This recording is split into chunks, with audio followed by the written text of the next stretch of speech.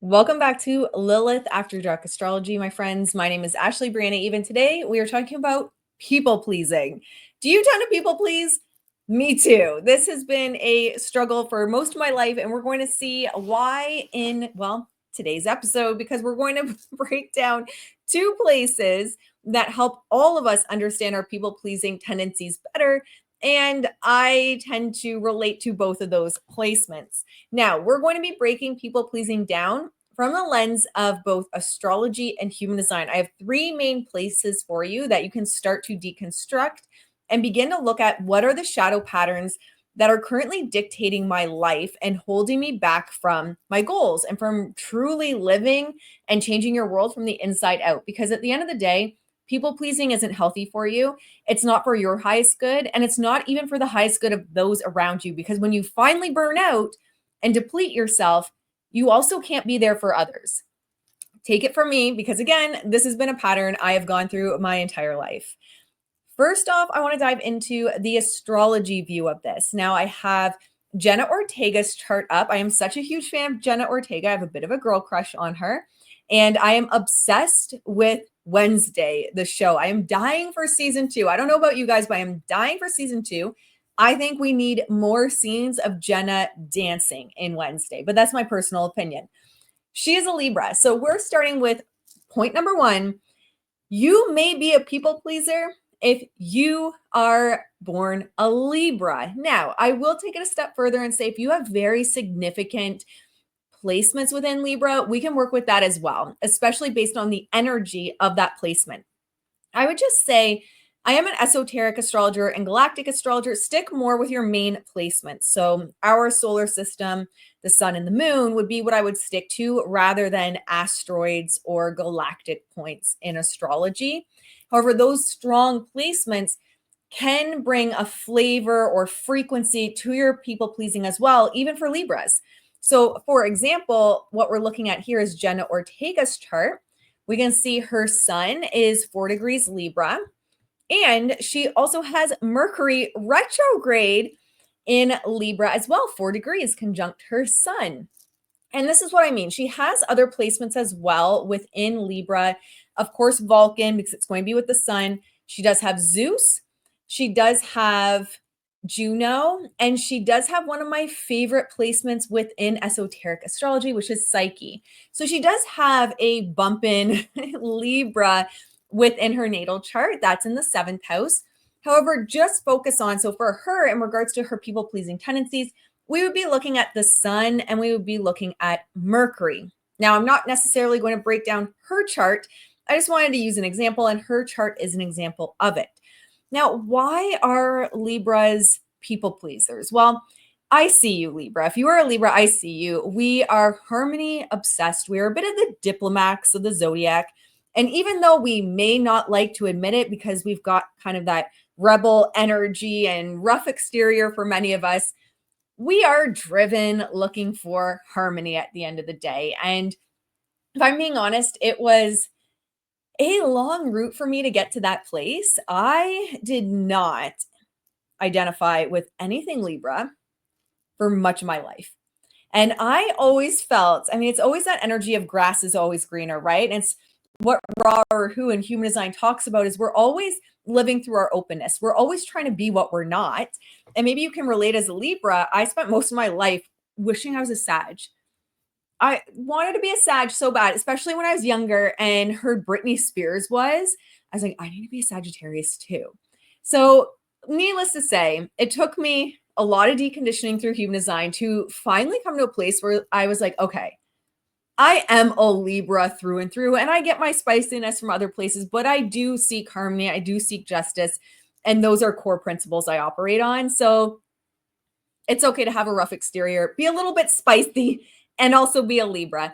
But ultimately, we are people pleasers by nature. And it's not your fault, my friend. Now, Libra is ruled by Venus, and this is also the planet of relationships, beauty, balance, and it makes us naturally wired. And this is what's so important. When we understand the mechanics that are in play under our conscious awareness, it gives us our personal power back to actually change them. because you can do all the mindset work you want. You can do all the therapy, big fan of therapy though, that you want. You can do all of that. But if we aren't actually understanding, in my opinion, the mechanisms and shadow patterns that are being driven by our energy, so human design, I'd even say gene keys and astrology, it's as if we're doomed to repeat it forever. And I believe, in my opinion, I feel like if you're here, you agree with me. Some people might not, though. Hey, and I will add my background's in psychology. So I was a counselor for a very long time. I know it's hard to to imagine that, but I was brought home to my roots. I was a little astrologer starseed from the moment I was born, brought home to my roots when I finally left that field. But there's a reason, and what I believe, there's a reason why just talk therapy doesn't work and mindset work doesn't work, and even somatic experiencing, why certain patterns repeat themselves, and we can map it. We can map the not self into human design. We can map our shadow patterns in the natal chart, and we can map that in gene keys as well. And it gives us so much of our power back, because most of the time it's like, oh, this is why I do it, and this is how I can shift it. And even though it doesn't mean it's gone forever, we can put things in place that help us stay on track. And for Libras, that thing to keep us on track may be simply boundaries and working on boundaries. And a caveat here I will mention is it's not as though you put boundaries in place once and then poof, it's good forever. As you spiritually evolve and as you shed layers of the not self, as you shed layers of conditioning, you're going to grow, you're going to change, you're going to develop, and your standards, not just for yourself, but for people in your life, are going to shift and change as well. And so having that grace for yourself that these boundaries you put in place now might disrupt the harmony, might disrupt relationships, might disrupt what's become comfortable in your life. And you might have to do that again in 6 months, especially when you're going through like really deep deconditioning and spiritual awakening. It feels like you're going through a death and rebirth cycle like every 6 months. It's kind of intense. So we are kind of those natural harmony seekers, which does wire us to lean towards people pleasing. Now, in the pursuit of that peace, because at our core, really, ultimately for Libras, we often just don't want to hurt people, right? We don't want to upset people. We don't want to hurt their feelings. But again, in that seeking of peace and harmony, everyone else's needs come first. And I can't tell you the amount of Libras that come to me for coaching and support who are burned out, are exhausted. And sometimes in the beginning, they even feel like, oh, it's because I'm a projector in human design or because I'm a manifester or a reflector, right? Those quote unquote non-energy types. But when you start to pull back the layers, we look at Libra and their placements, we look at their natal chart and they go, oh my gosh, all along I thought it was because I was a non-energy type that I lacked energy, but I'm actually burned out because I'm putting everyone else before myself. I don't remember the last time I said no. I have clients that are afraid to tell their friend that they can't go out for lunch or meet up for something, or people that are just saying yes to everything and then they wonder why they're burned out. It's almost this energy of, if I'm free, I'm available, right? So free time gets filled because there's this people pleasing flavor or texture to the energy of Libra that really at the end of the day causes us to burn out by putting everyone else's needs first. And we end up contorting ourselves to avoid conflict, to make everyone else happy. And there is going to be a period of time, often for the Libra, where you do convince yourself you're happy, right? You convince yourself you're happy because everyone else is happy. The kids are happy, the partner's happy, the friends are happy, your clients are happy, even though, you have no boundaries. You're available 24/7, including on weekends for your clients. You have absolutely no boundaries. You're burned out. And it's interesting because, and hey, been there. I have been there. Even when I was a counselor in the beginning, I felt so good because it felt like everyone else was getting their needs met and everyone was at peace and everyone was thriving. And so it did feel really good in the beginning. And then, we get to a place where we finally hit a brick wall and we're burned out and exhausted. And I remember not even too long ago, because this is going to be a constant thing we're all working through as Libras. I'll never forget. I said to my husband, I said, I just need time. Like everyone, dogs, animals, everyone needs to get out of my energy. I just need time. Like I know, like you want to be around me. Everyone wants to be around me right now. And you had plans for today that we were going to hang out. It was going to be like a date day, but I just like everyone needs to get away from me right now. And I'll never forget, it was the first time because I had noticed this pattern starting again, where because I run a business and I work with a lot of clients and I have programs that I'm running, and we have a farm animal sanctuary we run, we have horses, we have chickens and a chicken business, we have medically needy dogs that we've taken in. I mean, our days are packed. And I had noticed I had started getting that people pleasing place as well, where it was like everyone needed me.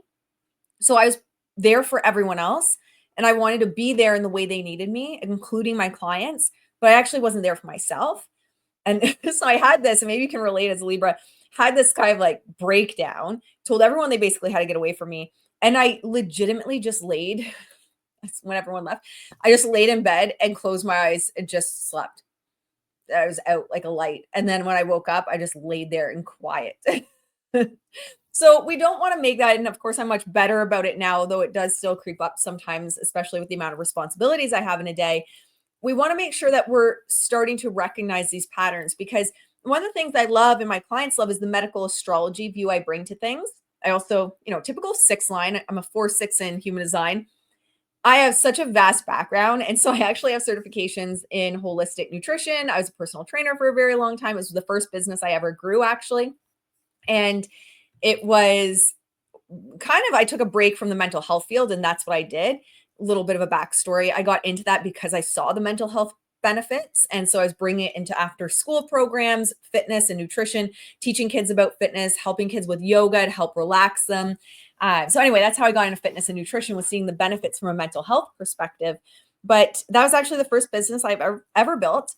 And I weave that into how I work with my clients holistically, because I really believe that flourishing from the inside out and caring for our body and eating in a way that's optimal for us is so important in living in alignment. So my clients love when I bring in medical astrology. And one of the things with medical astrology, in my opinion, is it helps us see, for example, if we're looking at Libra, all right, well, you've been people pleasing so much that now as a Taurus, you have this medical issue that comes up. Or as a Libra, you have this medical issue come up, or you have an undefined head center. So you're getting chronic headaches, or you have an undefined ego in human design, and now you're getting stomach ulcers, as an example, right? Because that also comes over to human design as well. It's really cool because we get to track how the body shows when we're holding on to misalignment. But here's the thing: what if we could identify misalignment before the medical issues show up, before we even need medical astrology? And to me, this mapping our shadow patterns through tools like astrology and human design helps us with that. So again, it's going to be the Libra. We have those tendencies of trying to make everyone else happy, and in the meantime, not putting ourselves first. I find a lot of Libras and strong Libra placements do really well of kind of being in their selfish era, like go through a selfish era and putting themselves first. And I like to call it having a season of no. A season of no, where you say no to like everything other than it, like coming back to, does this fulfill me? And does this fill my cup up? And go through that season. And I know it can be tough. I work with a lot of clients that have kids, a lot of clients that have partners, and a lot of responsibilities. And of course, from a business perspective, you can't just tell your boss, oh, sorry, I'm not coming to work, so I'm in a season of no. But just, what can I say no to? What can I say no to open up my schedule a bit and get re in touch with myself? And I would say for any of these aspects that we're going to talk about today, meditation is huge. Learning how to quiet the mind is huge. Learning how to hear yourself is huge. And if you're like, I'm not great at meditation, I get it. I will never forget when I worked at a big box gym. It was called the Athletic Club ages ago. And a friend of mine taught yoga. And I remember back then, I mean, we're talking like 16 years ago, maybe, saying, oh, I could never go to yoga. Like, you expect me to sit in a quiet room and not drive myself crazy in my head? So I get it. I understand if you are a busybody, busy brain, always thinking about things. I have ADHD. So, sometimes that brain can be a little bit like a squirrel, sometimes, maybe. I get it. And start working on it. If I can do it, I promise you can do it. If I can develop a meditation practice and a yoga practice, not yoga for fitness, but like I polyvagal, I do polyvagal yoga with my clients. I'm certified in it. If I can do it, you can do it too. I promise. So number one is going to be those strong placements within Libra, or you are a Libra, your sun's in Libra. And so you can also look at the aspects to your sun to see how is this going to show up for you? What else is close? What aspects are you looking at? Squares and oppositions are going to be crunchy energy. So it's going to be difficult energy.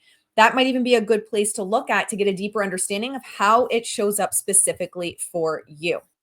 Now, for number two, we are flipping over to human design. And human design has many places where we're going to see that coming up. However, I want to go a little bit deeper into two specific aspects within human design. And those two specific aspects we're going to use Zendaya's chart for. Those two specific aspects are going to be the undefined, actually, her chart's not a great example of it. The undefined ego and the undefined solar plexus, but she has both. Why did I have her chart pulled up? We'll use Tom Holland's chart. He has both undefined. I don't know. I must have been looking at Zendaya's for something else. We'll use Tom Holland's. He has an undefined ego, undefined solar plexus. So we're going to break down those aspects to understand a little bit deeper how that can show up for you.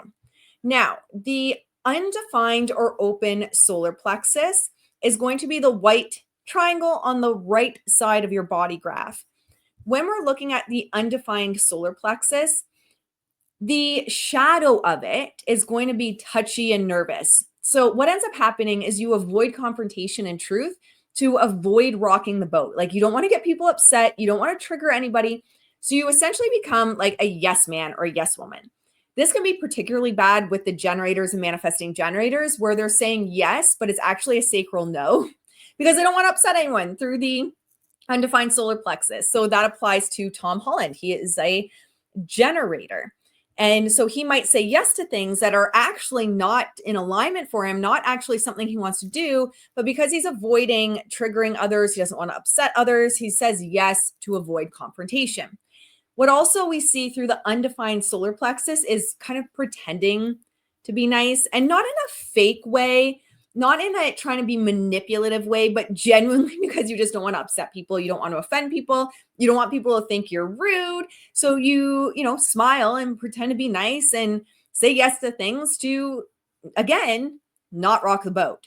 So you're in your head, it's like, well, if I'm a good girl or if I'm a good guy, I'll just say yes to this. I'll just be nice. Like, I just have to see them at these work meetings. It's not a big deal. But again, over time, what we see is like the body keeps score, my friend. If we want to look at it from a psychology mindset and from the body and the nervous system, your body keeps score. So every time you are saying yes to something that's a no, just to people please, or every time you're holding down your truth simply to people please, just simply so you don't hurt others' feelings or so you can be everything to everyone else except what you need for yourself, that's where we're starting to see health issues pop up later.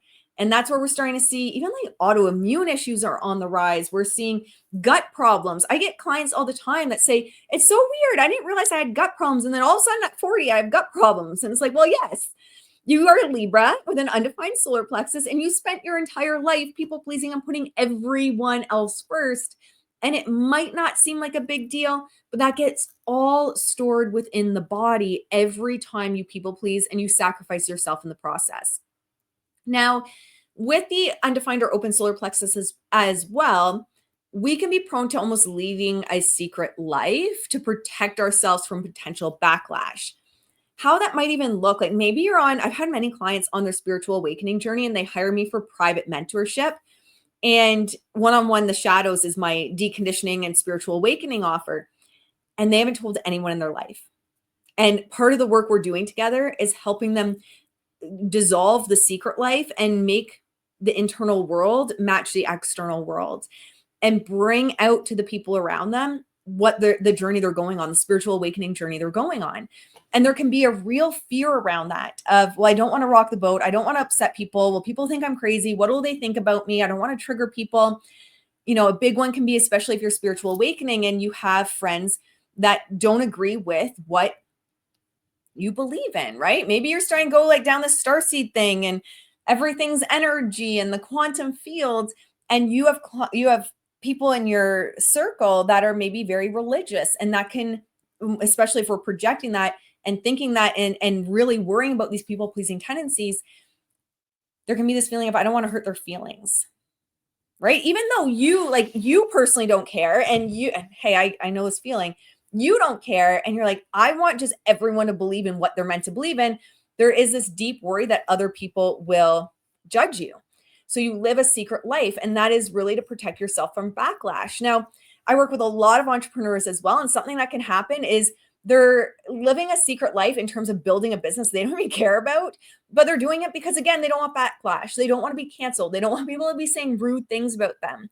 So they're talking about something really vanilla when they want to be talking about dragons or, I don't know, whatever, the quantum field manifestation, but they're talking about really vanilla stuff because they don't want to be canceled. They don't want people to call them crazy.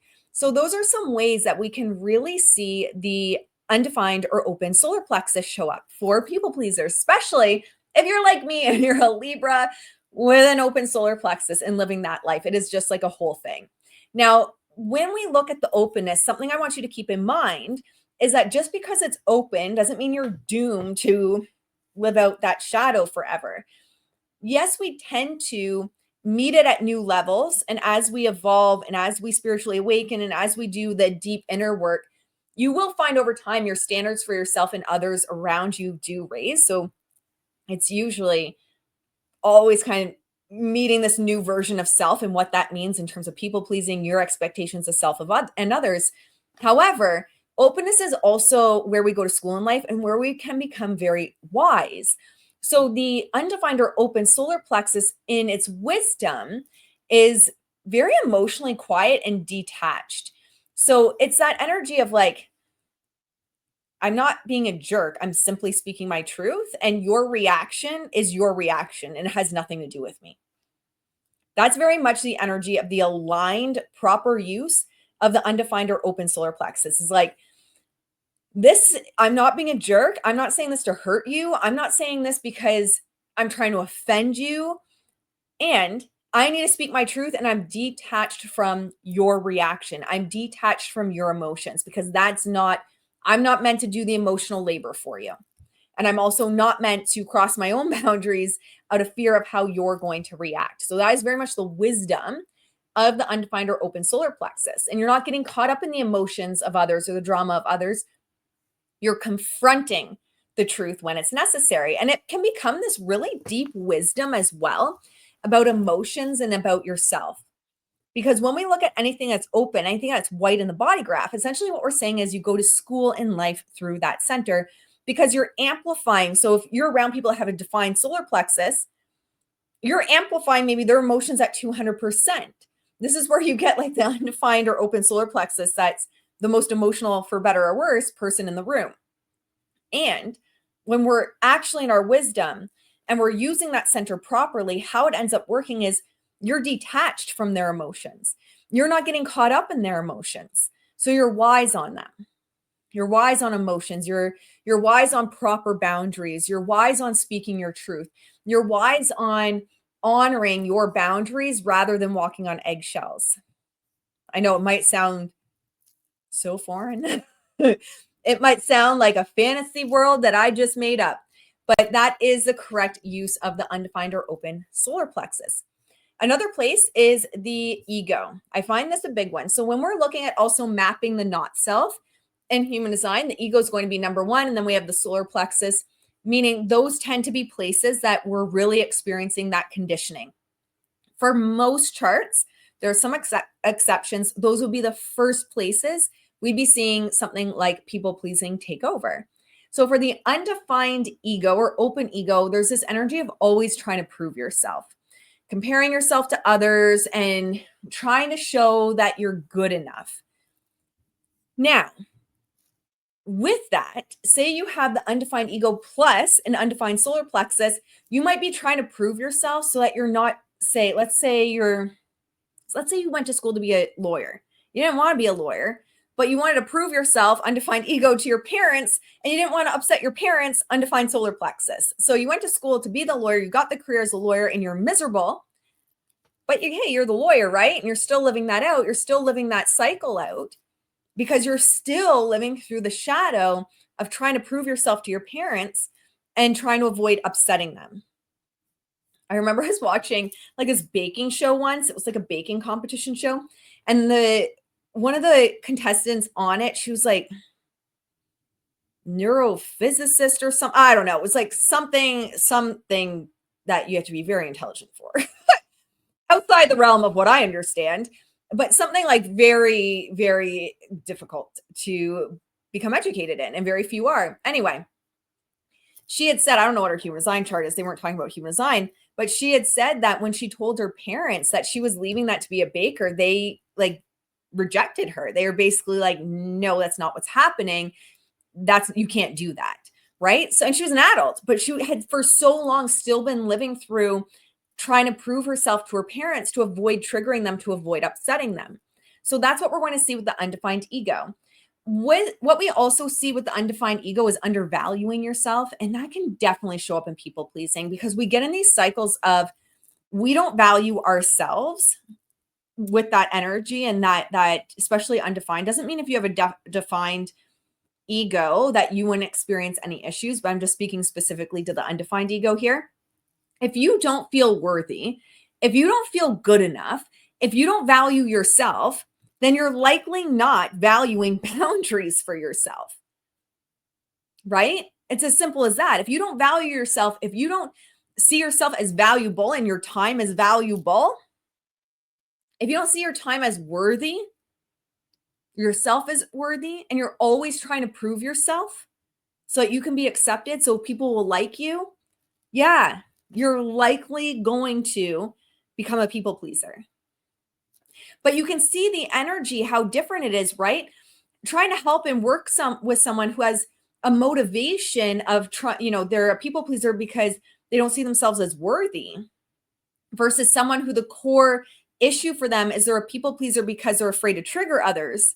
Very different energy. And this is why I'm saying just knowing the mindset work of it, just talk therapy of it, just somatic experiencing of it, none of that helps long term.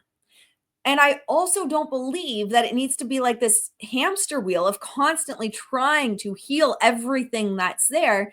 But as soon as we can identify, like, yes, this is what's going on, this is the root of it, this is where it is, and this is how we can shift it, you really do take your personal power back. But it depends. It's so, I get people often in comments or my DMs. I don't answer chart questions in my DMs. You can book a session for that. But they say, like, this is one aspect of my chart. How does it relate? Or how would you help me?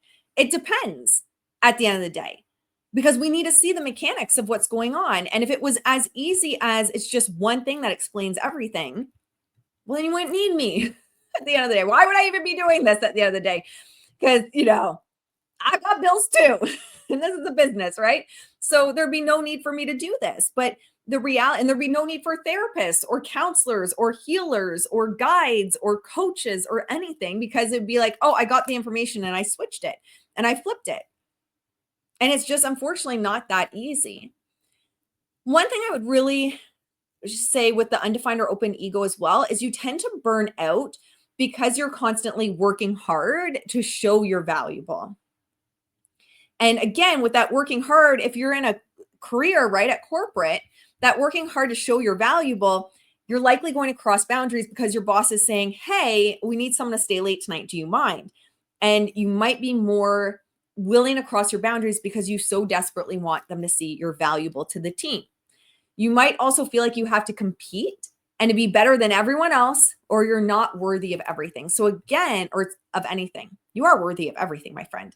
So again, it's this root cause of I'm not valuable or I'm not worthy, but if I make all of these promises that you likely can't keep because you're only human, then I'll prove myself. But again, it's this people pleasing ultimately of others around you and putting yourself last, and then you burn out and you're exhausted.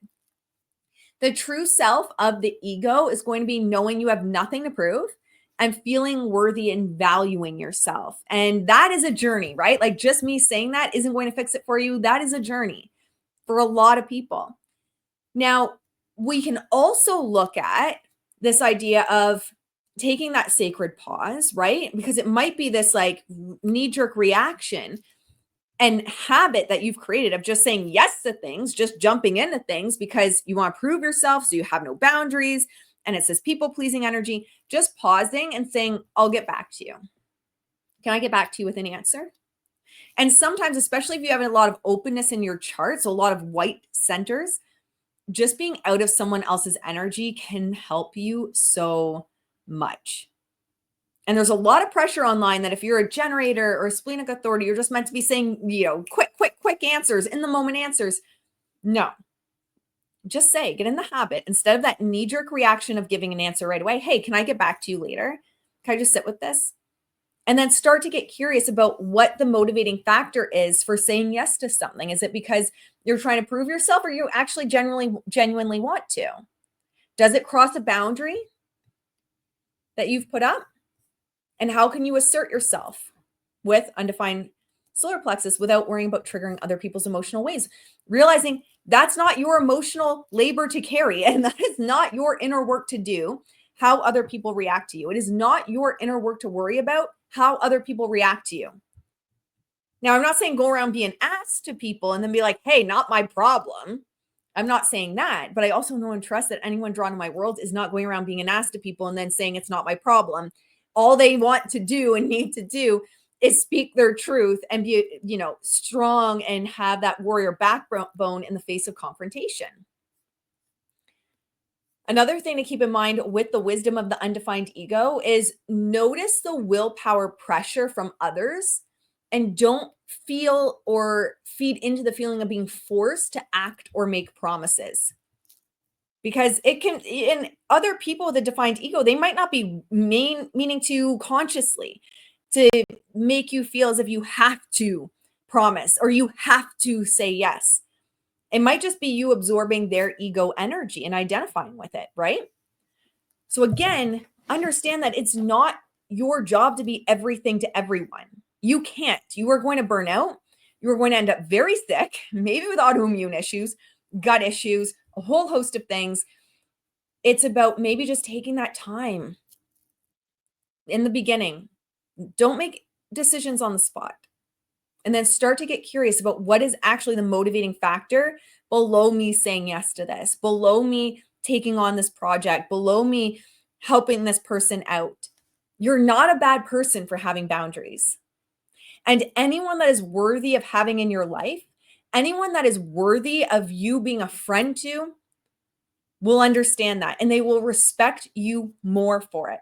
Anyone that gets upset over you having boundaries gained something from you having no boundaries.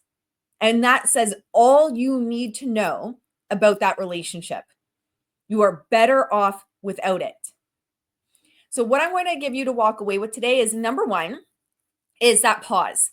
Just start to scratch the record instead of automatically knee-jerk reaction, yes, because now it's a habit, right? That people-pleasing is a yes. Have that pause. Two, have time to yourself, to be in stillness, to be in silence. I recommend for my clients going in before out first thing in the morning. So what happens often, especially for high performers, is every morning we go out before in, whether it's kids, pets, our phone, partner, whatever, but we're reacting to something immediately first thing in the morning rather than responding to ourselves. So even if it's a couple minutes every morning, I encourage you, hand on your heart, hand on your belly. You don't even need meditation music for it. Just take a couple minutes. What do I need from me today? How can I position myself first today? Write it down. It's going to be more powerful if you write it down and stick to it, no matter what. And I would say 3 is do the inner work. There's no quick answer to that, unfortunately. You have to do the inner work because information alone isn't enough. It's really going in and unwinding these shadow patterns and then putting the structure in place to support you as you go through it. And as not only you put the boundaries in place, and transcend the level you're at, but meet new each level of expansion and spiritual awakening and self-development that you go on and you meet, because you're meeting a new level of yourself. You're meeting a new version of yourself. And each version you meet that's new likely will have different values, not radically different, but nuances, different standards for yourself, and different standards for those around you. But remember, anyone that's worth having around is not going to only be okay with your boundaries and you ending people pleasing. They will be so fucking proud of you because they support you and they love you and they want to see you happy and flourishing. Anyone that has a problem with you setting boundaries and ending your people pleasing patterns benefited from you having no boundaries. And again, that tells you everything you need to know about that person. All right, my friends, I hope you enjoyed this episode. If you did, please leave a comment, hit like, subscribe, and share with someone that you know could use this. I'll see you guys in the next one. Bye, guys.